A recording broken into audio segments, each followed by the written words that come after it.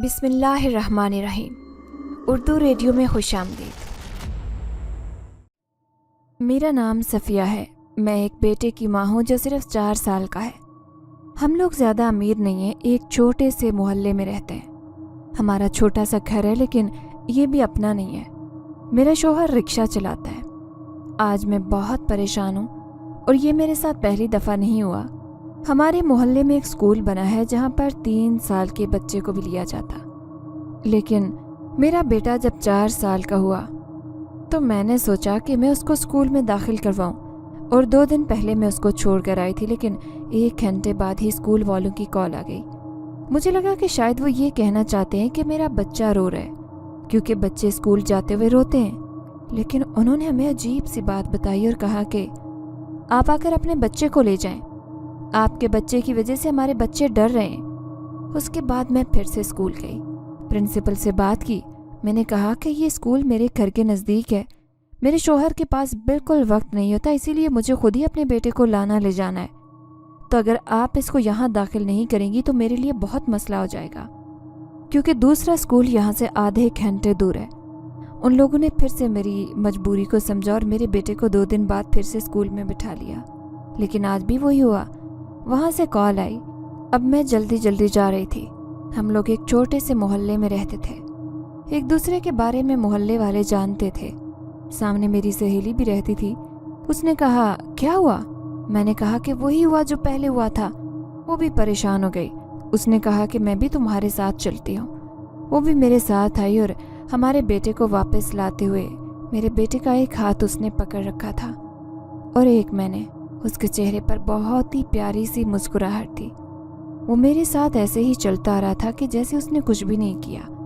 اس معصوم کو واقعی نہیں پتا تھا کہ اس نے کیا کیا ہے، لیکن اب اسکول والوں نے مجھے کہہ دیا کہ اب دوبارہ اس بچے کو یہاں لے کر نہیں آئیے گا، آپ ہمیں کسی امتحان میں نہ ڈالیں، ہم آپ کی مجبوری سمجھتے ہیں۔ ہم نے 2 دفعہ آپ کی مجبوری سمجھی، لیکن اس سے زیادہ کچھ نہیں کر سکتے۔ جو حرکتیں آپ کا بچہ کر رہا ہے وہ ہم نے کبھی نہیں دیکھی ہیں۔ اگر وہ شرارت کر رہا ہے تو ہم اس کو سدھار لیتے، کیونکہ یہ اسکول ہے، یہاں پر شرارتی بچے آتے ہیں، لیکن جو وہ کر رہا ہے وہ ہماری سمجھ سے باہر ہے۔ ہم نہیں جانتے کہ ہم کیا کریں، اس لیے آپ بھی ہمیں پریشان نہ کریں۔ میں نے کہا کہ میں خود بہت پریشان ہوں، سوچا تھا کہ بچوں کے ساتھ رہے گا تو سب کچھ ٹھیک ہو جائے گا۔ پرنسپل کا کہنا تھا کہ اگر وہ بچوں کے ساتھ رہے گا تو بات اور بھی باہر نکلے گی۔ آپ کو خود پتا ہوگا کہ آپ لوگ گھر میں اس کے ساتھ کیا رویہ رکھ رہے ہیں، کیا سکھا کے آپ اس کو بھیج رہے ہیں، جو وہ اسکول میں آ کر یہ سب کچھ کر رہا ہے۔ آپ کا بچہ نارمل نہیں ہے۔ میں اپنے بیٹے کو گھر لے آئی، پہلے اس کو کھانا کھلایا اور وہ سو گیا۔ میرا شوہر رات کو دیر سے آتا، ایک دن وہ دن میں رکشہ چلاتا اور ایک دن رات میں، تب جا کر اس گھر کا خرچہ پورا ہوتا، کیونکہ اس گھر میں سب کچھ ہی پیسوں سے آتا۔ میرا شوہر کھانا کھا رہا تھا جب میں نے اس کو یہ بات بتائی۔ اس نے کہا کہ وہ شرارتیں کرتا ہے۔ میں اپنے شوہر کو سمجھا رہی تھی، بتا رہی تھی، لیکن وہ سمجھ نہیں رہا تھا کہ ہمارا بچہ شرارت نہیں کر رہا۔ میں نے اس سے کہا کہ وہ شرارت نہیں تھی، جو وہ کر رہا تھا وہ شرارت نہیں ہے۔ اگر وہ شرارت کرے تو مجھے زیادہ خوشی ہوگی، لیکن وہ تو کچھ اور ہی کر رہا ہے۔ میرا شوہر سب کچھ سمجھتا تھا، جانتا تھا، پریشان بھی تھا۔ اس کو پتا تھا کہ کچھ نہ کچھ گڑبڑ ہے، لیکن وہ خود کو مضبوط ثابت کرنے کے لیے مجھے بھی تسلی دینا چاہتا تھا۔ اگر وہ بھی میری طرح پریشان ہو کر بیٹھ جاتا تو پھر مجھے تسلی کیسے دیتا؟ اور اس کے دماغ نے یہ طریقہ نکالا کہ بچے کو فی الحال اس کی روٹین پر چھوڑ دیا جائے، کہ وقت کے ساتھ سب کچھ ٹھیک ہو جائے گا۔ عام انسان جب کسی مسئلے میں پڑ جاتا ہے، اسے سمجھ نہیں آتی کہ وہ کیا کرے، تو وہ یہی سوچتا ہے کہ صورتحال کو اس کے حال پر چھوڑ دے، لیکن یہاں معاملہ ضرورت سے زیادہ ہی خراب تھا۔ وہ کہنے لگا تم کیوں اس کے پیچھے پڑی ہو؟ پہلے تو بچے 5 سال کے ہوتے تھے تو ان کو اسکول میں داخل کروایا جاتا تھا، آج کل 3-4 سال کے بچے ان کو مائیں گھر سے نکال دیتی ہیں، اور تمہارا تو ایک ہی بیٹا ہے، سال بھر اسے کھیلنے دو، جب 5 سال کا ہوگا تو اسکول میں داخل کروا دیں گے، اور اسکولوں کی بھی کمی نہیں ہے، لے جایا کروں گا میں اس کو، وہ میرا مسئلہ ہے۔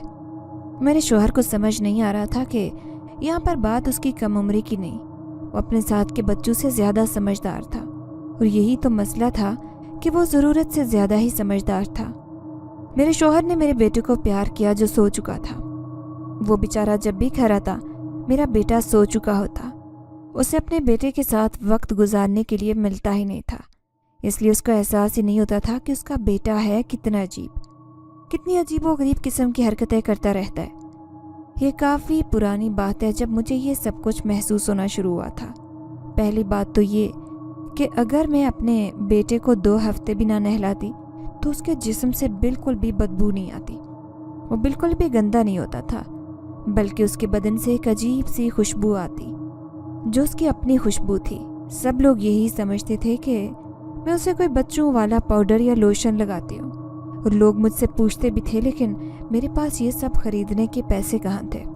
मैं तो उसको नहला के सरसों का तेल लगा देती, इससे ज़्यादा कुछ नहीं लगा सकती थी, और सरसों के तेल की खुशबू तो इतनी अच्छी नहीं होती। वो खुशबू मुझे भी आती थी। इसके अलावा मेरा बेटा बहुत सेहतमंद था। हमारे घर में इतना कुछ नहीं था। मैंने खुद ही उसको दूध पिलाया, और मेरी सेहत भी कोई इतनी ज़्यादा अच्छी नहीं थी, बल्कि जब मैं माँ बनने वाली थी तो मैं मरते मरते बची। अल्लाह भला करे उस दाइका जिसने मेरी जान बचाई थी। और वो औरत मुझे अभी तक याद थी। हमेशा उसके लिए दुआ करती, क्योंकि मुझे कहा गया था कि मैं ज़िंदा नहीं बचूंगी, और अगर मुझे बचा लिया गया तो मेरा बेटा नहीं बचेगा। लेकिन उसने हम दोनों को बचा लिया था, और उसने मेरा मामला उतना ही आसान कर दिया था कि 5-10 मिनट में ही मेरे यहाँ विलादत हो गई और मैं बिल्कुल ठीक थी। उसके बाद 1 हफ्ते बाद मैं अपने पैरों पर खड़ी हो गई और अपने घर के काम करने लगी। दरअसल मेरे शोहर का इस दुनिया में कोई भी नहीं था। एक सौतेला भाई था जो अपने घर में रहता और मेरे शोहर को ज़्यादा अच्छा नहीं समझता, क्योंकि मेरा शोहर रिक्शा चलाता था और वो एक सरकारी मुलाजिम था। इसीलिए कहता था कि तुम लोग गरीब हो और तुम्हारा हमारे घर आना जाना अच्छा नहीं लगता। मेरे माँ बाप भी इस दुनिया में नहीं थे। हमारे लिए सब कुछ बहुत मुश्किल था। रिक्शे वाले की कितनी आमदनी होती है, कितने पैसे बना सकता है, और वो खर्चे इतने ज़्यादा थे कि समझ से बाहर। समझ ही नहीं आती थी कि कहाँ से पैसे कम करूं, कौन सी चीज़ ना लूं तो खर्चा कम हो जाए, क्योंकि पहले ही मैं बहुत एहतियात से घर चलाती थी। सुबह मैंने अपने बेटे को देखा तो वो अपनी छोटी सी ही कलम के साथ कुछ लिख रहा था, जबकि उसकी उम्र सिर्फ 4 साल थी, लेकिन उसका हाथ बहुत ही सफाई से चल रहा था। मैंने ही उसे एक कॉपी लेकर दी कि फ़िलहाल गिनती सीख लेगा, लेकिन वो तो बैठा कुछ लिख रहा था और मैं हैरान रह गई। मेरे कदम दरवाजे के पास ही रुक गए। उसने मेरी तरफ देखा और मुझे एक प्यारी सी मुस्कुराहट दी और वो बातें भी करने लगा, और वो बहुत ही साफ बोलता था। उसने कहा कि अम्मी, क्या बात है, आप कमरे में क्यों नहीं आ रही? मैंने उससे कहा कि बेटा, मैंने आपको समझाया था ना कि आपने स्कूल में जाकर किसी से ज़्यादा बात नहीं करनी और एक साइड पर चुप करके बैठ जाना है। आपने वहाँ पर ऐसा क्या किया? उसने कहा कि मैंने तो कुछ भी नहीं किया, मैं तो एक तरफ बैठा था, लेकिन टीचर ने आकर देख लिया कि मैं क्या लिख रहा हूँ। उसके बाद उसने मुझसे अजीबोगरीब किस्म के सवालात करना शुरू कर दिए। तुम्हें किसने सिखाया? तुमने कहाँ से सीखा? क्या तुम्हारी अम्मी अब्बू ने सिखाया है? मैंने कहा कि नहीं, मेरे अम्मी अब्बू ने नहीं सिखाया, बस मुझे आता है। ये सब कुछ देर फिर उसके बाद वो आपस में बातें करने लगे और मुझे जाकर प्रिंसिपल के कमरे में बिठा दिया। मेरा बेटा बिल्कुल भी बच्चों की तरह नहीं बोल रहा था। 4 साल का बच्चा भी अटक अटक कर बोलता है। बातें तो समझ ही लेता था, लेकिन पता चलता था कि बच्चा छोटा है, लेकिन मेरा बेटा ऐसे बात कर रहा था जैसे मैं खुद किसी से बात किया करती थी। मुझे लगता था कि वो बहुत ज़्यादा समझदार है, लेकिन वो ज़रूरत से ज़्यादा ही समझदार था। जब मैंने उसकी कॉपी की तरफ देखा तो एक लंबी आह भरी। वहाँ पर वो जो कुछ भी लिख रहा था उसे तो देखकर किसी का भी परेशान होना जायज़ था, क्योंकि वो वहाँ पर कुछ और नहीं बल्कि अरबी लिखी हुई थी। मैं उसे सिपारा भी पढ़ाया करती थी, लेकिन वो तो सिर्फ नूरानी कायदा पढ़ता था, फिर उसे अरबी लिखनी कहाँ से आ गई? ये बात मेरी समझ से बाहर थी, और ये क्या लिखा हुआ था ये भी मुझे नहीं पता था। मुझे लगा कि जो उसने नूरानी कायदा पढ़ा है उसमें से देखा होगा वो ही लिखा होगा। फिर जब मैंने मिलाया तो वो सूरत या आयत नहीं लिखी हुई थी, बल्कि कुछ और ही लिखा हुआ था जो मेरी समझ से बाहर था। मैंने वो कॉपी छुपा दी और अपने बेटे को समझाया कि मैं उसे 1 साल बाद स्कूल भेजूंगी, तब तक वो घर में ही खेले और मज़े करे। फिलहाल मैं यही कर सकती थी। शायद मेरे शोहर की बात सही थी, 1 साल से कुछ नहीं होना था। अभी तो मेरा बेटा छोटा था और उसने कहा कि वो स्कूल जाना चाहता है। मैंने कहा कि अभी तो तुम बहुत छोटे से हो, स्कूल वालों ने तुम्हें वापस भेज दिया। वो कहते हैं कि थोड़े बड़े हो जाओगे तो फिर उसके बाद वो तुम्हें क्लास में बैठने देंगे। उसका कहना था कि लेकिन मामा, मेरे से छोटे छोटे बच्चे भी वहाँ पर बैठे थे। मैंने कहा कि नहीं, वो छोटे नहीं थे, वो सिर्फ कद में छोटे थे। स्कूल की प्रिंसिपल ने कहा था कि मेरा बेटा नॉर्मल नहीं है, जबकि मेरा बेटा सारे बच्चों से ज़्यादा समझदार और एक्टिव था। वो 6 माह का था तो उसने चलना शुरू कर दिया। इस बात पर हैरान भी थी क्योंकि हमारे मुआशरे में एक बच्चे को भी नहीं बख्शा जाता। उसके लिए भी म्यार बना दिए जाते हैं कि इतने माह का हो गया तो ये करेगा, अगर नहीं करेगा तो फिर परेशानी वाली बात है। 1 साल का हो जाएगा तो पहले लफ्ज़ बोलेगा, नहीं बोलेगा तो फिर कोई ना कोई मसला है उसके साथ। बड़ा हो जाएगा तो नौकरी करेगा, उम्र हो जाएगी तो शादी करेगा, और जब इतनी उम्र का हो जाएगा तो उसको मर जाना चाहिए। अगर जिंदा रहेगा तो इसका मतलब कोई मसला है। मेरे बेटे की सूरत हाल के बारे में मेरी दोस्त को पता था। एक दिन कुछ ऐसा हुआ, जो कॉपी मैंने उसको लेकर दी थी, कुछ ना कुछ उसमें लिख लेगा। वो कॉपी उसने पहले ही भर दी। वो उसे मेरे पास लेकर आया और कहा, मामा ये ख़त्म हो गई है। मैंने उसे एक तरफ रख दिया और अपने काम में मसरूफ़ हो गई। मैंने कहा कि मैं तुम्हें दूसरी ला दूंगी, लेकिन रात हुई तो अचानक से मेरी आँख खुल गई। मुझे इतनी परेशानी थी कि नींद नहीं आती थी। शोहर भी सो रहा था और बेटा भी सो रहा था। मेरी नज़र उस कॉपी पर गई। मैंने ऐसे ही बेध्यानी में उसे उठा लिया और देखने लगी कि उसने क्या लिखा है, और ये देखकर हैरान रह गई कि उसने जो भी लिखा था उसने बार बार लिखा था। मुझे अरबी पढ़नी नहीं आती थी, मुझे समझ नहीं आती थी, लेकिन अल्फाज की बनावट को देखकर ऐसे लग रहा था कि एक ही बात को बार बार लिखा गया है। ये 2-3 लाइनें थी जिनको पूरी कॉपी पर लगातार लिखा था। ये क्या था, मुझे ज़रूर जानना था। वो कॉपी मैंने अपने पर्स में रख ली कि कहीं बाहर जाऊंगी तो किसी ऐसे शख्स से पूछूंगी जिसे अरबी पढ़ना आती हो। मुझे नहीं लगता था कि हमारे मोहल्ले में कोई ऐसा होगा, लेकिन शायद मुझे कोई ना कोई मिल ही जाता। रात को मैं सोई तो मुझे ख्वाब आया। दरअसल ये ख्वाब मुझे मेरी ही सूरत हाल के बारे में आया था जो मुझ पर गुजर चुकी थी। ये ख्वाब उस वक्त की सूरत हाल को जाहिर कर रहा था जब मेरा बेटा पैदा होने वाला था। मैंने अपने बेटे का नाम सलमान रखा। मुझे डॉक्टर ने कहा था कि आपके बेटे की हरकत बहुत ही कम है और पोजीशन भी अजीब सी है। अगर आपकी हम डिलीवरी करेंगे तो आपके बेटे को बचा नहीं पाएंगे, इसीलिए आप पहले से ही खुद को तैयार रखें। यहाँ तक कि उन्होंने मेरा केस लेने से भी मना कर दिया। डॉक्टर ने तो यहाँ तक कह दिया था कि बीबी आप कहीं और चली जाएं, अगर आप मर गई तो मेरा रिकॉर्ड ख़राब हो जाएगा। क्योंकि ये रात का वक्त था और ईद के दिन थे, कोई भी डॉक्टर मैसर नहीं थे। एक ही थी, उसने भी इनकार कर दिया। फिर मेरी सामने रहने वाली दोस्त रिजवाना ने मुझे अपने घर में रखा और किसी को बुला कर लाई, क्योंकि मेरी तबीयत ज़्यादा ख़राब हो चुकी थी और कुछ न कुछ तो करना ही था। वो एक बूढ़ी औरत थी जो कि दाई थी और काफ़ी अरसे से ये काम कर रही थी। उसको देखकर मैं दर्द में भी हैरान रह गई। उसका कद बहुत ज़्यादा लंबा था। वो बहुत खूबसूरत थी, लेकिन ऐसा लगता था कि उसकी उम्र ज़्यादा है। जवानी में तो शायद इतनी खूबसूरत रही होगी कि लोग उसे देखकर हैरान रह जाते होंगे। उसने सबको कहा कि बाकी सब लोग मेरे कमरे से निकल जाएं। उसने मेरे सर पर हाथ रखा, मुझसे पूछा कि बेटा है तुम्हारा? मैंने कहा कि डॉक्टर ने बताया था कि बेटा है, मेरे बेटे को बचा लें, मुझे बहुत तकलीफ़ हो रही है। उसने मेरे सर पर हाथ रखा और अचानक से मुझे नींद आ गई। न जाने में इतने दर्द में कैसे सो गई, और जब आँख खुली तो मैं अपने कमरे में अपने घर में थी और मेरा बेटा मेरे पहलू में पड़ा था। वो वहाँ से जा चुकी थी, उसने पैसे भी नहीं लिए। मेरी सहेली का कहना था कि वो ये काम बिना पैसों के करती है। पता नहीं उसने क्या किया था, लेकिन 5 मिनट में ही मेरी तकलीफ़ गायब हो गई थी और मेरा मामला इस कदर आसान हो गया था। ख्वाब में भी मुझे वही लम्हा याद आया जब उसने मुझे कहा था कि सब कुछ ठीक हो जाएगा, और थोड़ी देर बाद मैं अपने कमरे में मौजूद थी। मेरी आँख खुल गई। मैं उसका शुक्रिया अदा करना चाहती थी, उसे बहुत कुछ देना चाहती थी, जो भी दे सकती थी, लेकिन उसके बाद मुझे वो कभी नज़र ही नहीं आई। मेरी सहेली का कहना था कि वो किसी और के घर गई हुई थी, वो वहीं से जा रही थी, तो मैं उसे बुला कर ले आई। मुझे भी दोबारा वो कभी नज़र नहीं आई। एक दिन हम लोग एक मिलाद में चले गए। मोहल्ले में एक मिलाद था।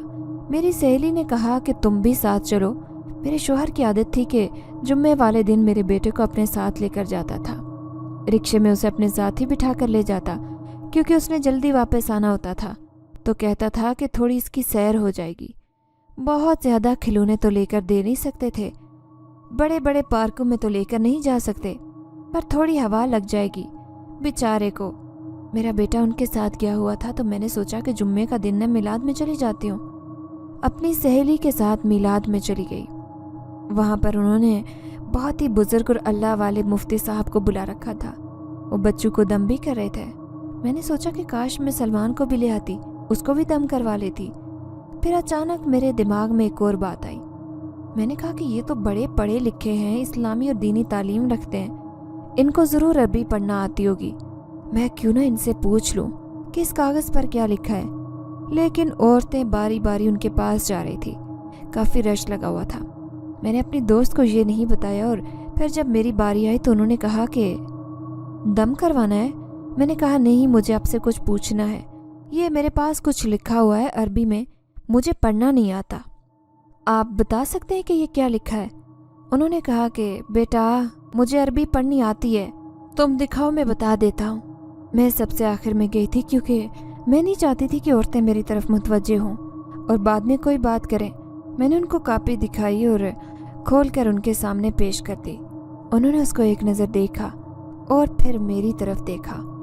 वो कुछ बोल नहीं रहे थे, हैरान होकर देख रहे थे। मुझे कहने लगे, ये कहाँ से ली है तुमने? किसने लिखा है ये सब कुछ? क्या ये तुमने लिखा है? उन्होंने सवाल तो किया, लेकिन शायद उनको यकीन था कि ये मैंने नहीं लिखा होगा, क्योंकि वो पहले ही बता चुकी थी मैं कि मुझे अरबी लिखनी या पढ़नी नहीं आती। तो मैंने कहा कि ये मैंने नहीं लिखी, मेरे 4 साल के बेटे ने लिखा है, बार बार यही लिखता रहता है, मैं परेशान हूँ बहुत। उन्होंने वो कापी बंद कर दी और कहा कि अपने बेटे से मुझे ज़रूर मिलवाना। उन्होंने कागज़ पर मुझे अपना पता लिख कर दे दिया। मैंने कहा कि पर ये लिखा क्या है, आप मुझे बता तो सकते हैं?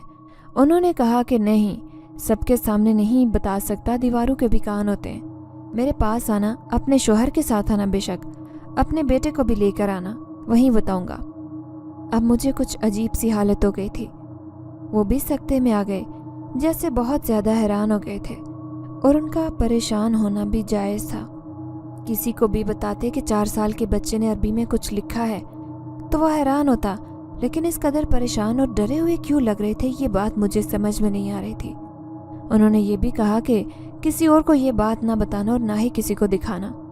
शाम हुई तो मेरा शोहर और बेटा भी घर आ चुके थे। मैंने खाना वगैरह भी बना लिया। अपने शोहर को जब सारी दास्तान सुनाई तो वह हंसने लगे। उसने कहा कि वो तुम्हें बेवकूफ़ बना रहा है, अपने आस्ताने पर बुलाएगा, फिर कहेगा कि ये हो गया, वो हो गया, ये करना पड़ेगा, वो करना पड़ेगा, तुम्हारे बेटे पर असर हो गया है, इसको हटाना पड़ेगा, मुझे बकरे वगैरह ला कर दो, मैं असर ख़त्म कर देता हूँ, मैं चिल्ला करता हूँ। उसने अपनी दुकानदारी चमकाई, इश्तिहार दिखाकर चला गया। तुम्हें कोई ज़रूरत नहीं है जाने की, हम वहाँ कभी नहीं जाएंगे। मेरा शौहर इन बातों को वैसे भी नहीं मानता था, मानती तो मैं भी नहीं थी, लेकिन अब मेरे सामने ये सब कुछ हो रहा था तो मैं क्या कर सकती थी। मैंने कहा कि वो बहुत ज़्यादा परेशान हो गया था, उसकी शक्ल से लग रहा था कि जैसे कोई मसला है। मेरे शौहर ने कहा कि ऐसे लोगों को एक्टिंग करनी आती है, तुम जाके उस औरत से पूछो जिनके घर में मिलाद करने गए थे कि उन्होंने पैसे लिए थे उससे या नहीं। वहाँ पर मुफ्त में तो नहीं आए होंगे, पैसे लेकर यहाँ बैठे होंगे। जो 2 से 4 घंटे वहाँ बैठे थे, इसके लिए उन्होंने 1000 रुपये लिए होंगे। ऐसे लोगों ने इस्लाम को कारोबार बनाया होता है। ये बात तो वो औरत पहले ही सबको बता रही थी कि वो दूर से आए हैं। पूरे 30,000 रुपये दिए हैं मैंने उनको, क्योंकि वो औरत थी ही ऐसी। पर मैंने ये बात अपने शोहर को नहीं बताई और खामोश हो गई। लेकिन मेरा शोहर ठीक कह रहा था, तुम भी किन बातों में पड़ रही हो, बस छोड़ो ये सब कुछ। कभी कभी इस दुनिया में कुछ अजीब चीज़ें होती हैं, लेकिन उसकी कोई वजह नहीं होती। ये बात यहीं पर ख़त्म हो गई। लेकिन अगला दिन मेरी ज़िंदगी का सबसे मनहूस दिन था। मेरे शोहर के रिक्शे का एक्सीडेंट हो गया। रिक्शा बुरी तरह से टूटा और मेरे शोहर की टांग टूट गई। जब तक मुझे पता चला तब तक उसको अस्पताल ले जा चुके थे। मैं अस्पताल पहुंची तो मेरा शोहर बेहोश था, उसकी टांग 3 जगह से टूट गई थी। डॉक्टर का कहना था कि जान तो बच गई है, लेकिन ये दोबारा कभी नहीं चल पाएंगे। और जब मैंने रिक्शे को देखा तो मेरी आंखों में आंसू आ गए। वही तो हमारी ज़िंदगी का रोज़ी का ज़रिया था। उसका हाल तो बहुत ही बुरा हो गया था। उसको ठीक करवाने में भी 1.5 लाख रुपए लग जाने थे, जो हमारे पास नहीं थे। रिक्शे को घर में खड़ा कर दिया और वो एक कोने में किसी कबाड़ की तरह पड़ा था। उसका फ़िलहाल कोई इस्तेमाल नहीं था। उसके ऊपर मैंने प्लास्टिक का कपड़ा डाल दिया और अपने बेटे को दोस्त के घर पर छोड़ दिया। 2-3 दिन अस्पताल में ही रही अपने शोहर के साथ। उसके बाद मैं भी आना जाना करती थी। उसके लिए खाना बना कर ले जाती। सरकारी अस्पताल था, लेकिन फिर भी कुछ पैसों की ज़रूरत थी। मेरे पास सोने के कांटे थे, वो भी बेच दिए। और फिर मेरे शोहर को घर आने की इजाज़त मिल गई। वैसे भी उसे घर नहीं आना चाहिए था, पर उसका कहना था कि यहाँ पर रहा तो और भी ज़्यादा खर्चे होंगे। डॉक्टर ने कहा कि आप अपनी जिम्मेदारी पर जा रहे हैं, फिर हमें कुछ मत कहिएगा। मेरे शोहर ने कहा कि ठीक है। कहते हैं कि जब आपका अपना कोई अस्पताल में होता है तो बेचारा बहुत तकलीफ़ में होता है। जाहिर है तभी वहाँ पर वो होता है, लेकिन जो उसके साथ रह रहा होता है, जो उसको दिन रात देखता है, जिसको डॉक्टर्स उसके बारे में बुरी खबर सुनाते हैं, उसकी हालत भी किसी मरीज़ की तरह ही होती है। मेरी हालत भी ऐसी हो गई थी। कुछ हफ्ते मैंने बड़े दर्द में गुजारे। मैं अपने शौहर को फिर घर ले आई और उसकी खिदमत कर रही थी। एक दिन वो बैठा था, उसकी आंखों में आंसू आ गए। मैंने कहा कि क्या बात है? उसने कहा कि पैसे नहीं हैं, जो हैं वो भी खर्च हो जाएंगे, कारोबार का जरिया भी बंद हो गया है, क्या करेंगे हम लोग? मैंने कहा कि कुछ न कुछ हो जाएगा, मैं फिर से कपड़े सीना शुरू करूँगी।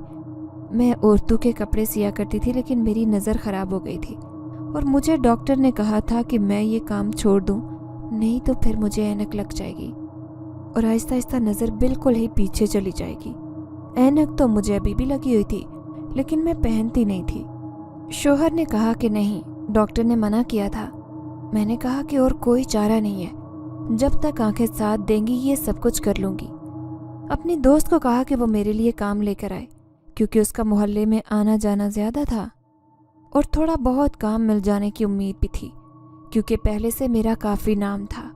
लोग मुझे जानते थे और कहते थे कि तुमने ये काम क्यों छोड़ दिया? जब शोहर चारपाई पर पड़ जाए तो फिर औरतें यही सब कुछ कर सकती हैं। दिन बहुत बुरे जा रहे थे। जो पहले उस घर में 4 पैसे आते थे, अब उसकी जगह 2 पैसे आ रहे थे। मेरा शोहर कभी कभी अपने किसी दोस्त या जानने वाले को फ़ोन करता, फ़ोन पर मिन्नत करता कि बहुत मुश्किल में बिस्तर में पड़ा हूँ यार, तो घर में कोई 1500 का नोट पकड़ा जाता। लेकिन ये तो उधार था, वापस भी तो करना था। रोज़ाना रिजवाना भी मेरी मदद कर रही थी। एक टाइम का खाना उसके घर से आता, उससे ज़्यादा वो और कर भी कह सकती थी। मैं तो इस कदर मजबूर हो गई थी कि सलमान को नाश्ते में अंडा भी नहीं खिला सकती थी। हर वक्त मेरे आंसू मेरे हलक में अटके रहते। एक दिन मेरा शोहर नींद में था, सलमान भी सो रहा था। मैं बैठी कपड़े सी रही थी।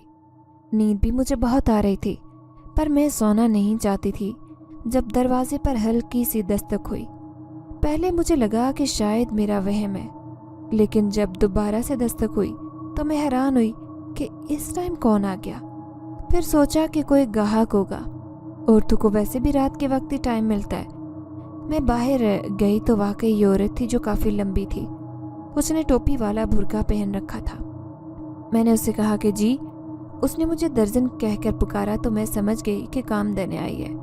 मैंने कहा कि जी आ जाइए। उसने कहा कि गलत टाइम पर तो नहीं आ गई? मैंने कहा नहीं, मेरा शोहर और बेटा सो रहा है। मैं उसे दूसरे कमरे में लेकर आ गई और मैंने कहा कि जी बताएं, कैसे कपड़े सिलवाने हैं आपने और कितने सूट सिलवाने हैं? उसने कहा कि मैं कपड़े सिलवाने नहीं आई। उसने बुर्का उठाया तो मेरे पैरों तले से ज़मीन निकल गई। मैं हैरान रह गई। ये तो वही थी जिसने मेरा केस किया था। मैंने कहा आप? उसने कहा कि मैं तुम्हें याद हूँ? मैंने कहा कि बिल्कुल, आप मुझे अच्छी तरह से याद है।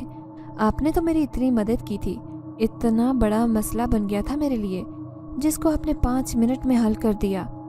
उसने कहा कि मैं आज भी तुम्हारी मदद करने आई हूँ। ये सुनकर मैं थोड़ी हैरान हुई। वो मेरी मदद करने के लिए कहाँ से आ गई? इसे क्या पता कि मैं मुश्किल में हूँ? मैंने देखा तुम्हारा शोहर रिक्शा चलाता था ना, क्या हुआ उसको? मैंने सब कुछ बता दिया और मेरी आंखों में आंसू आ गए, क्योंकि वैसे मैं आजकल परेशान थी। उसने कहा कि परेशान होने की ज़रूरत नहीं है, सब ठीक हो जाएगा। तुम मेरी मदद कर दो, मैं तुम्हारी मदद कर दूंगी। मैंने कहा कि आपकी मदद कैसे करूं? अगर मैं आपकी मदद कर सकूं तो मुझे बहुत खुशी होगी, क्योंकि मैंने पहले भी आपको कुछ दिया नहीं था। आपको शुक्रिया अदा करना चाहती थी। उसने कहा कि उस दिन मैं बहुत जल्दी में थी, तुम्हारे होश में आने से पहले चली गई, लेकिन यूँ समझो कि मैं आज भी कुछ लेने के लिए ही आई हूँ। शायद उसी रात का उधार समझ लो। मैंने कहा कि मेरे पास पैसे तो नहीं हैं, लेकिन मैं आपको अपनी हालत बता चुकी हूँ। लेकिन अगर आप और भी कुछ लेना चाहें तो आप ले सकती हैं। इस घर में जो भी पड़ा है, अगर आपको कुछ पसंद है तो आप बेशक उठा कर ले जाएं। उसने कहा कि अब मेरी बात गौर से सुनना, मैं तुम्हारी मदद करूँगी, सब कुछ ठीक हो जाएगा। मैं यहाँ आई हूँ, ये बात किसी को मत बताना। मुझे तुम्हारा बेटा चाहिए, मैं उसको लेने आई हूँ क्योंकि वो मुझ जैसा है। मैंने कहा कि आप किस किस्म की बातें कर रही हैं? मेरे बेटे को लेने आई हैं क्योंकि वो आपके जैसा है? ये कैसी बातें कर रही हैं?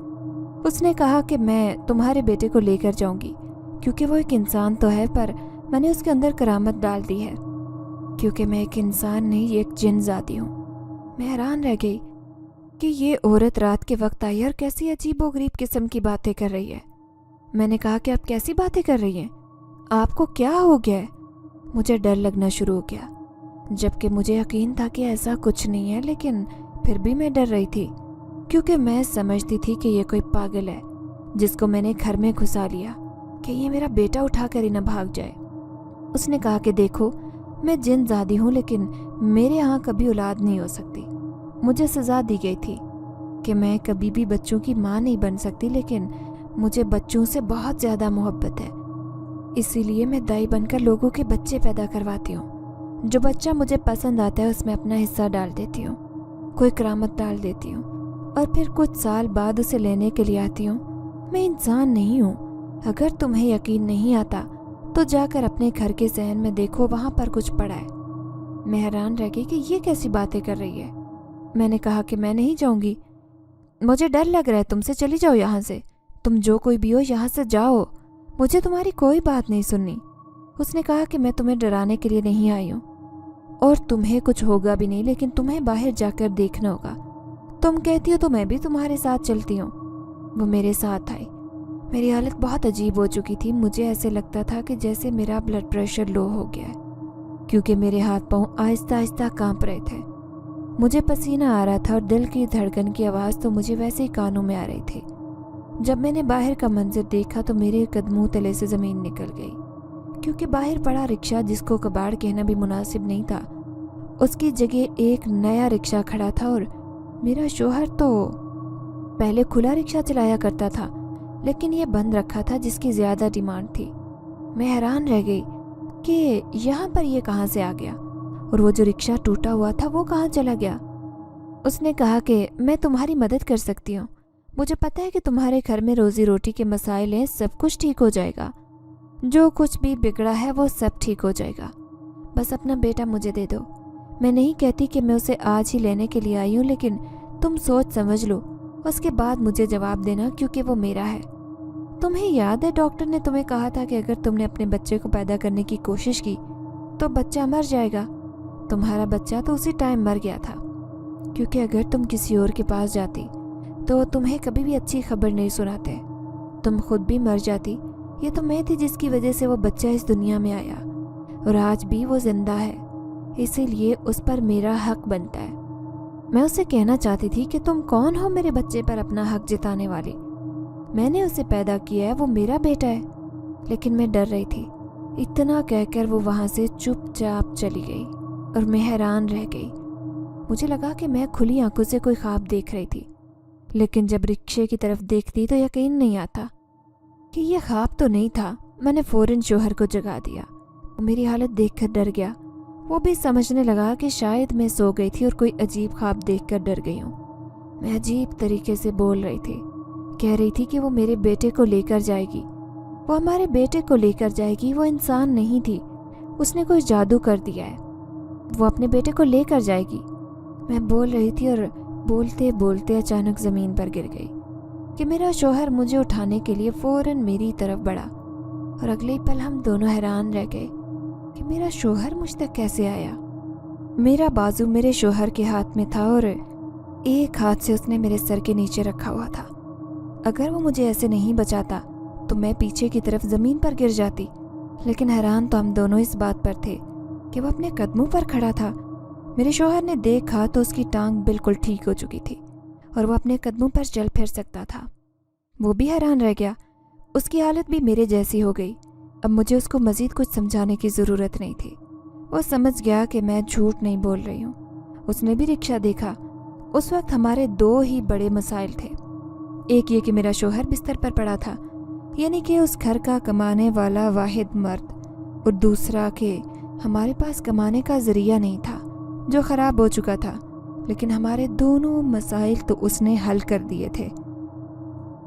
उसने कहा था कि तुम्हारे जो भी मसाइल हैं वो हल हो जाएंगे, लेकिन तुम्हें अपना बेटा मुझे देना होगा। मैंने कहा कि ये तो ऐसा ही हो गया कि वो हम पर एहसान करके चली गई और अब उस एहसान के बदले उसे जो चीज़ चाहिए वो मांगने ज़रूर आएगी। मुझे समझ नहीं आता कि मैं क्या करूं। अगर हमने उसको इनकार किया तो वो फिर से हमें हमारी पुरानी हालत पर ले आएगी कि आप फिर से चलने फिरने के काबिल नहीं रहेंगे और हमारी रोज़ी रोटी का ज़रिया भी ख़त्म हो जाएगा। शायद वो हमारे साथ इससे भी बुरा करे, वो हम दोनों को मार दे और हमारे बच्चे को यहाँ से ले जाए। मेरा शौहर भी परेशान हो गया। मैंने रोना शुरू कर दिया। अपने सोए हुए बेटे को उठाकर गले से लगा लिया कि जैसे सारा जहां उसे मुझसे छीनने के लिए आ रहा है, और अपने शौहर से झगड़ा भी करना शुरू कर दिया कि मैं कहती थी कि कोई गड़बड़ है, कुछ गड़बड़ है, लेकिन तुम कबूतर की तरह आंखें बंद कर लेते। तुम्हें पता होना चाहिए था इन सारी बातों के बारे में। काश हमने पहले ही कुछ किया होता तो आज ये सब कुछ ना होता।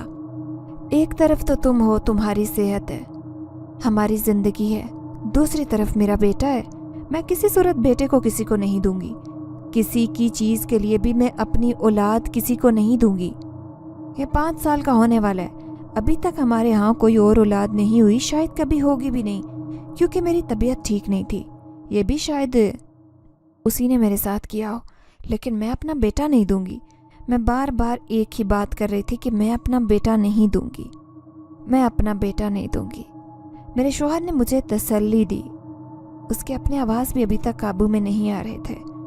मेरा बेटा जाग गया तो मैंने अपने आंसू साफ कर लिए। उसने मुझे कहा कि मामा आप क्यों रो रही हैं?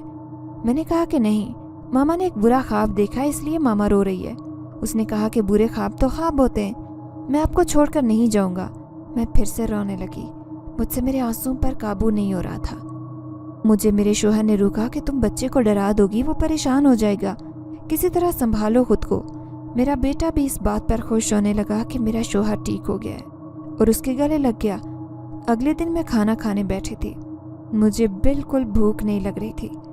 उस औरत की बातें मेरे दिमाग में घूम रही थी जब अचानक से मेरा शौहर चीखता चिल्लाता मेरे कमरे में आया और उसने कहा कि ये देखो, इसके हाथों में कुछ था। वो हमें सिर्फ ठीक करके नहीं गई, बल्कि इस रिक्शे के अंदर एक बड़ा सा बैग था जिसके अंदर बहुत सा सोना था। मुझे समझ नहीं आ रही कि मैं खुश हूँ या परेशान हो जाऊँ। इसका मतलब कि वो हमारी सारी ज़िंदगी संवारने का इंतज़ाम करके चली गई थी, लेकिन उसके बदले में उसे मेरा बेटा चाहिए था। मेरा शौहर भी सर पकड़ कर बैठ गया और उसकी आंखों में भी आंसू थे। उसने कहा कि ज़िंदगी हमें किस मोड़ पर ले आई। एक तरफ वो सब कुछ है जो हमें हमेशा से चाहिए था, लेकिन दूसरी तरफ बात यह है कि हमें बेटे की कुर्बानी देनी होगी। तुम्हारी बात भी ठीक है कि हम उसके सामने क्या कर सकते हैं, हम क्या करेंगे। वो तो इज्जत से हमें कह रही है कि सब कुछ लेकर हमें बेटा दे दो अपना। अगर हमने इनकार किया तो वो ये सब कुछ ले भी गई और बेटा भी ले गई तो हम क्या करेंगे। मैंने कहा कि हम कहीं भाग जाते हैं। उसने कहा कि तुम्हें हो क्या गया है, वो वहाँ भी आ जाएगी। हो सकता है वो अभी भी कहीं से हम पर नज़र रख रही हो, हमारी सारी बातें भी सुन रही हो। ये तो बहुत बड़ा मसला बन गया था। अचानक से मेरे दिमाग में ख्याल बिजली की तरह आया। मैंने अपने शौहर को कहा, मुझे पता है मुझे क्या करना है। हम उसी मुफ्ती साहब के पास जाएंगे, क्योंकि जिस तरह वो परेशान हो गया था वही सिर्फ इस बात के बारे में जानता होगा। अगर नहीं भी जानता तो मेरा दिल कहता है कि हमें उसके पास जाना चाहिए।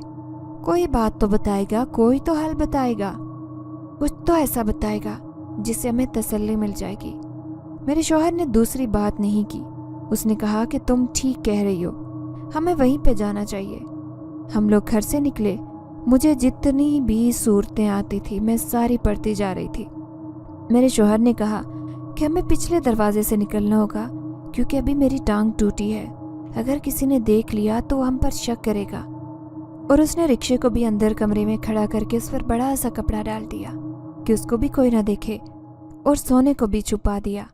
ऐसे मामलों में मर्दों का दिमाग औरतों से भी ज़्यादा तेज़ चलता है। वो ठीक कह रहा था कि कहीं हम सारे मोहल्ले के सामने तमाशा न बन जाते। हम चोरी चोरी घर से निकले और उस पते पर पहुंच गए। वहाँ बहुत सारे लोग थे। मैंने एक औरत को कहा कि मुफ्ती साहब को कहें वो औरत आई है जिसने आपको अरबी लिखी हुई दिखाई थी और उसका मतलब पूछा था। उसने कहा कि आप लोगों को अपनी बारी से ही आना होगा, इस तरह यहाँ पर नहीं होता।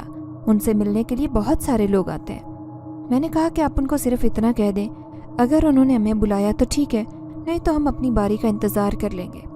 और फिर यही हुआ। जब वो औरत अंदर गई तो 5 मिनट बाद ही वापस आ गई और उसने कहा कि मुफ्ती साहब ने आपको बुलाया है। जब हम अंदर गए तो वहाँ और कोई मौजूद नहीं था। उन्होंने कहा कि बेटी, तुम तो बहुत दिन बाद आई हो, तुम्हें तो फ़ौरन आना चाहिए था। मैंने जाकर रोना शुरू कर दिया और उनको सारा कुछ बता दिया। उन्होंने सारा मामला गौर से सुना और उसके बाद वो मुस्कुराने लगे। हम लोग हैरान थे कि ये मुस्कुरा क्यों रहे हैं। उन्होंने कहा कि तुम्हें वो बात तो याद होगी कि जब कोई मुश्किल आती है तो उसका हल पहले ही तय हो जाता है। एक दरवाज़ा बंद होता है तो दूसरा दरवाज़ा खुल जाता है। मैंने कहा कि नहीं, लेकिन मुझे आपकी बात समझ नहीं आई। उसने कहा कि ये बेटा है ना तुम्हारा खून और तुम्हारे जिस्म से निकला है, तुम दोनों की औलाद है। इसने तुम्हारी मुश्किल का हल पहले ही निकाल दिया है। जो इस कागज़ पर बार बार लिख रहा था, ये ऐसा मंत्र है जो अच्छे और बुरे जिन्नात दोनों की हिफाजत के लिए इस्तेमाल किया जाता है। ये इसके दिमाग में कहाँ से आया, कैसे आया, और ये क्यों उसको लिखता रहता था। शायद उनका यही जवाब है कि उसको पता था कि ये सब कुछ होने वाला है। उस जिनज़ादे ने इसको अपनी करामात इसीलिए दी थी कि ये आम इंसान से मुख्तलिफ हो जाए और तुम लोग इसको छुपाने पर मजबूर हो जाओ, और फिर वो तुम्हें सीधी सी बात कह दे कि ये तुम में से नहीं है और तुम लोग इसको देने पर मजबूर हो जाओ। लेकिन शायद वो इसको कुछ ज़्यादा ही करामात दे बैठी है। ये अपनी हिफाजत खुद कर सकता है। ये जो लिख रहा है उसी का तावीज़ बनाकर तुम तीनों को अपने गले में पहनना होगा। फिर वो तुम्हारे पास भी नहीं आएगी, तुम्हें कभी भी दिखाई नहीं देगी। मैं इस बात पर हैरान रह गई और मेरा शोहर भी। हमने अपने बेटे की तरफ देखा जो मुस्कुरा रहा था। उसने कहा कि मैं आपको छोड़कर कभी नहीं जाऊंगा मामा। मैं फूट फूट कर रोने लगी और हमने ऐसा ही किया। मुफ्ती साहब ने उसी मंत्र को दोबारा से लिखा और मेरे बेटे के हाथ लगवाए। उसके बाद हमने 3 तावीज़ बनाए और तीनों ने अपने गले में पहन लिए। उन्होंने कहा कि इनको कभी भी न उतारना। हमने ऐसा ही किया क्योंकि हम लोग बहुत परेशान थे और उस वक्त हम और कुछ कर भी नहीं सकते थे। मुफ्ती साहब ने कहा कि मैं तुम लोगों के लिए दुआ करूँगा और जब तक ये तुम्हारे साथ है तुम लोगों के साथ कुछ बुरा नहीं होगा। तुम लोग यहाँ से जा सकते हो। मैंने कहा कि अगर वो फिर से आ गई तो? मुफ्ती साहब ने कहा कि वो नहीं आएगी। मुझे यकीन है, मैं दुआ करूँगा और तुम लोग भी दुआ करना। तुम लोगों ने कुछ भी बुरा नहीं किया किसी के साथ, सब कुछ ठीक हो जाएगा। हम लोग अब घर वापस आ गए। मैं भी बहुत परेशान थी, लेकिन दिन पर दिन गुजरने लगा और सब कुछ ठीक होने लगा। जो चीज़ें वो हमें देकर गई थी वो अभी भी मौजूद थी और हमारे पास पहले तो पैसे ही ख़त्म हो गए थे। मेरे शौहर ने सोने की एक छोटी सी चीज़ निकाली और उसको बेच दिया। हाथ में कुछ पैसे आ गए। फिर मेरे शौहर ने कहा कि हम यहाँ से दूर चले जाएंगे, जहाँ हमें कोई न जानता हो। हम शहर चले जाएंगे, किसी बड़े शहर में, क्योंकि शहरों में लोग एक दूसरे पर ज़्यादा नज़र नहीं रखते। हम लोगों ने ऐसा ही किया। कुछ सोना बेचकर और रिक्शा वगैरह भी बेचकर अब हम लोग शहर चले गए थे। वहाँ पर हमने एक छोटा सा घर भी ले लिया था और मेरे शौहर ने एक जनरल स्टोर भी बना लिया। पर मेरे दिल को धड़का लगा रहता है। और एक दिन ऐसा हुआ कि मैं अपने बेटे के साथ शहर के एक बहुत बड़े पार्क में फिर रही थी, जब दूर से मुझे वो औरत नज़र आई जिसने अपना बुर्का आगे से उठाया हुआ था। वो हमसे काफ़ी दूर खड़ी थी। उसे देखकर मैं बुरी तरह से घबरा गई, लेकिन उसने दूर से ही मुस्कुराकर मुझे एक इशारा किया जिसका मतलब था कि खुश रहो। शायद उसने मेरे बेटे को ले जाने का ख्याल अपने दिल से ही निकाल दिया था। मैंने भी उसे इशारा किया जिसका मतलब था कि शुक्रिया। اور وہاں میری آنکھوں سے وہ غائب ہو گئی۔ اس کے بعد وہ کبھی بھی نظر نہیں آئی۔ اللہ نے اس کے بعد مجھے ایک بیٹا اور ایک بیٹی اور بھی دی ہے، اور ہماری زندگی اب مکمل طور پر بدل گئی ہے۔ میرے شوہر نے تو اپنا نام تک تبدیل کر لیا تھا۔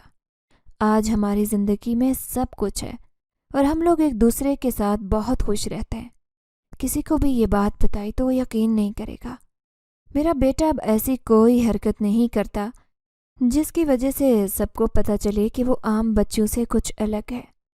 اب وہ اپنے آپ کو خود سنبھال لیتا ہے اور سارا کچھ اب بالکل ٹھیک ہو چکا ہے۔